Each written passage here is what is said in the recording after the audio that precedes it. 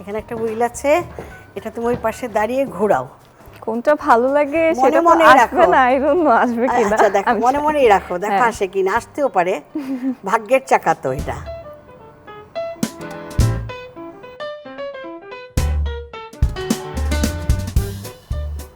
একদমই চাওনি এটা।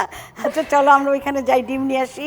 ওকে। আসো, এখন এক হাত দিয়ে ডিমটা এখানে তুমি ভাঙো, জোরে চাপ দিলেই ভাঙবে। হ্যাঁ, এখানে রাখো প্লেটটার উপরে, দেখো এর আগে কখনো ভাঙবে। ট্রাই হ্যাঁ হ্যাঁ, করিনি, আমি জানি না এটা ট্রাই ছিটবে। করবে, করো। এবার চাপ দাও। বাহ, এই তো হয়ে গেছে, অনেক সুন্দর ফাটানো হলো। বাহ, নো। এটার কুসুমটা তো ছড়িয়ে গেছে, কুসুমটা যেন আসতে থাকে। আও নো, মানে সরি। এটাও গেল, জোরে দাও।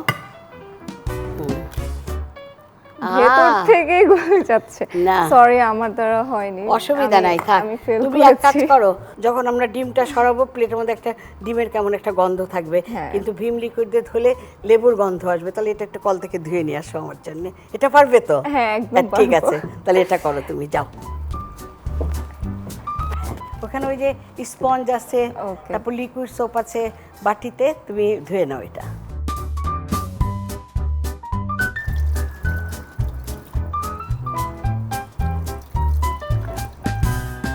বাহ, সুন্দরই তো ধুতে পারলে।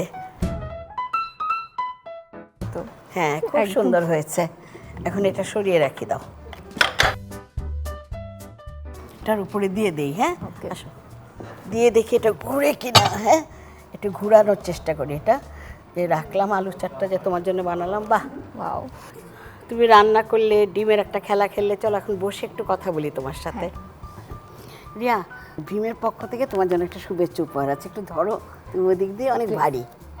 এখন রোজা চলছে, সামনে আসছে ঈদ, তুমি অ্যাডভান্স ঈদ মোবারক বলো। আর রোজার মধ্যে যদি কিছু বলতে চাও। সামনে যেহেতু ঈদ আসছে, সো সবাইকে ঈদ মোবারক, অগ্রিম ঈদ মোবারক। আর আমি এভরিডে ভীম মনোহর ইফতার দেখি, আপনারাও দেখবেন এবং নতুন নতুন খাবার ট্রাই করবেন বাসায়।